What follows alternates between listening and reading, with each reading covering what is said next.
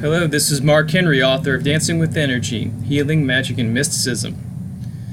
Well, today I'll be talking a little bit about the Joy Guide. I had already talked about a category of Spirit Guide in a previous video, which was the Master Spirit Guide. Well, now I'm going to be talking about a different type of guide, which is the Joy Guide. Now, what is a Joy Guide? Well, like the Master Spirit Guide, a Joy Guide is part of the American spiritualist tradition, the one that I was initially trained in. The Joy Guide is a particular guide that helps you connect with joy, with lightheartedness, with playfulness.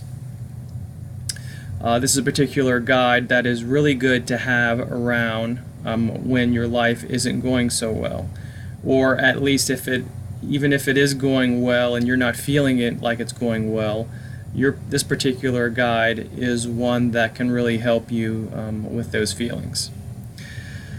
Now, how does a Joy Guide work? Well, what it does is, and first of all, I want to say that your Joy Guide is not your inner child, and your inner child is a sub-personality. There in the 80s, there was a big movement in the self-improvement genre of connecting with your inner child. Well, that's a kind of a part of you. Just to make it clear, your Joy Guide is an external, non-physical guide. Now, I believe that your Joy Guide can help you connect with your inner child, but those are really two separate things. Your Joy Guide can help you in a couple different ways. One is that it can help you connect with your good feelings. Or two, it can actually, with your permission, can help influence your mind and your consciousness to be more likely to think positive thoughts, to be able to tune into those positive feelings within you. Just like you hear stories about people claiming, that demons coming and putting bad thoughts in their heads and stuff like that. Well, the Joy Guide can influence you with your permission to be able to feel those types of good thoughts and positive feelings. Now, as far as guides go, your Joy Guide, and I think that this is true with other guides as well in the spiritual tradition, the spiritualist tradition, is that they will appear to you in the form that is most pleasing and compelling. Now, to be honest with you, I am not sure whether, and of course, provided that you have pretty decent clairvoyant ability to be able to see on the non-physical plane. I'm not sure whether this representation of your guide is a matter of you feeling the energy and transforming it into an image, or whether your Joy Guide, is actually projecting that particular image into your awareness. Either way, I think it's kind of neat that you get to see a guide in a particular form. A lot of times it's one that you can kind of relate to and connect with. Now, about permission, because I mentioned earlier that spirit guides and Joy Guides in general can only act with your permission. So there's two different types of permission. One is explicit permission. So you might say, "Come and help me." You summon your Joy Guide. So this would be either verbal, out loud, or in your head mentally. The second is implicit. Implicit permission is not done in those ways. It is more along the lines of there's a concept called the higher self, where it is the spiritual sense or part of you and part of the universe that is for your highest good, and your joy guide too is for your highest good. They're not actually going to go ahead and connect you with any type of pleasurable feelings that are connected to lower base, darker types of things. It's going to be the type of positive feelings that you might see children embody. So the implicit permission. So the higher self. There's also something that is interesting is that some of our guides we have formed agreements with even before we were born on the non-physical plane. And a lot of times we agree to have certain experiences and to receive certain help.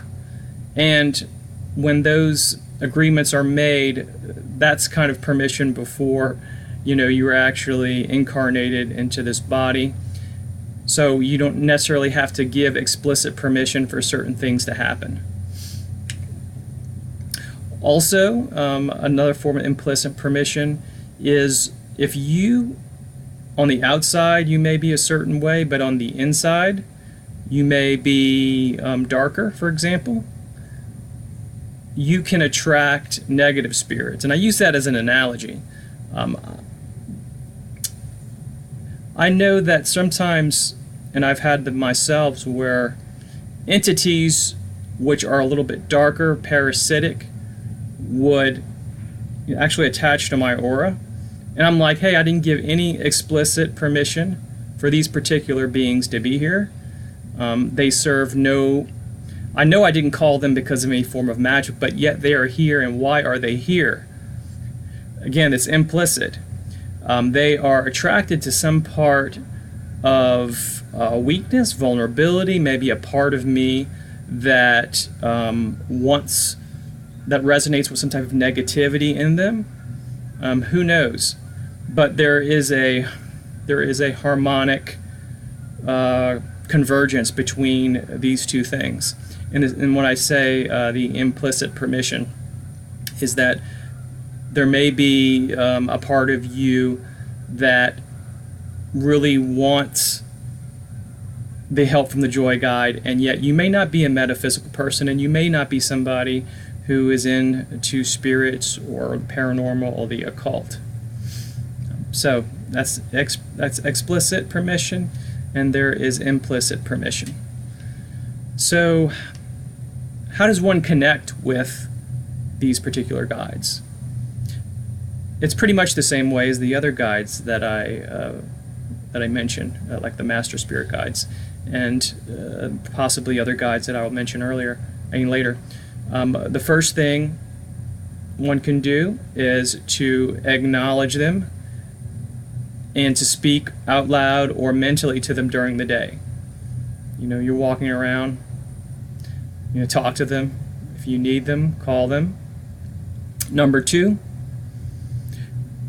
setting up regular meditation. If you can only meditate maybe 2-3 times a week, this is your time for you to get together. You do your breathing, calm your mind, call in your guides. By doing that, you are setting up almost like a meeting, like a date to meet.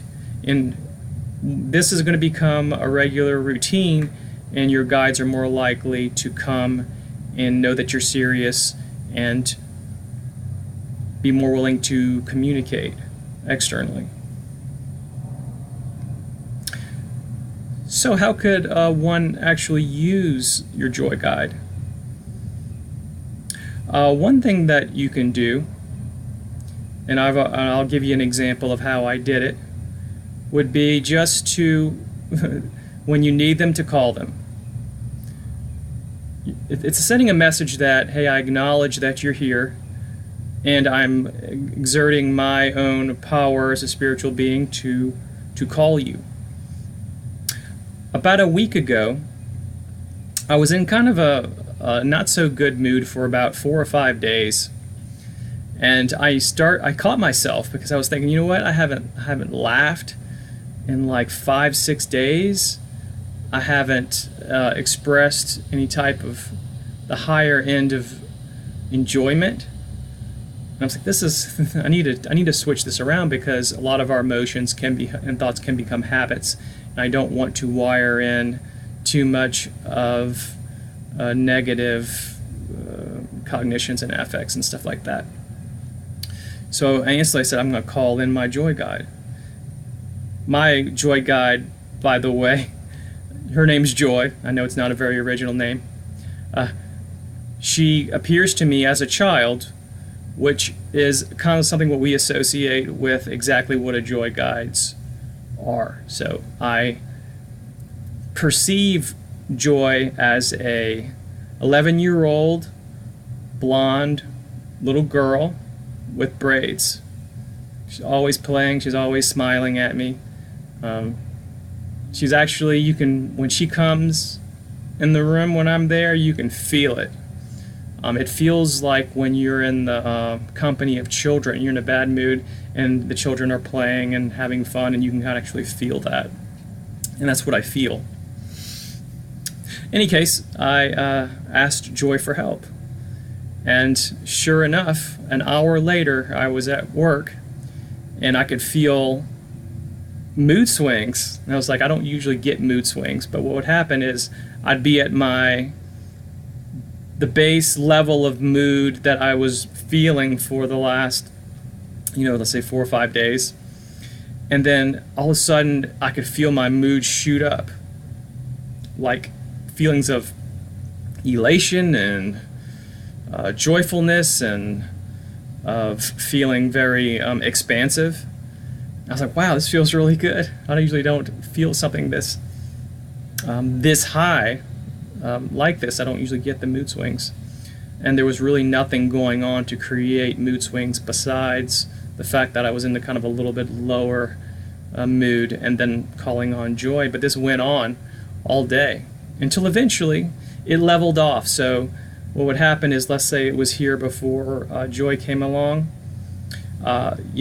Joy made it go up and down and up and down until eventually it was kind of leveled up on a higher octave of mood. So everything worked out, and I'm very grateful for her and her work with me. But again, she would not have done this without some type of permission. Your spirit guides are there for you, and they're not really there to interfere. That's why permission is important. There is free will in the universe. You have your own, maybe programmed spiritual agenda, and so do they. And then when we can all work together, we can kind of increase the evolution between us and individual beings in the spirit world. Alright, so that's about all for this video. Hope you enjoyed listening to my thoughts about the spirit guide of Joy Guide. Feel free to like and subscribe. I'll post some links underneath, and I hope you have a great day.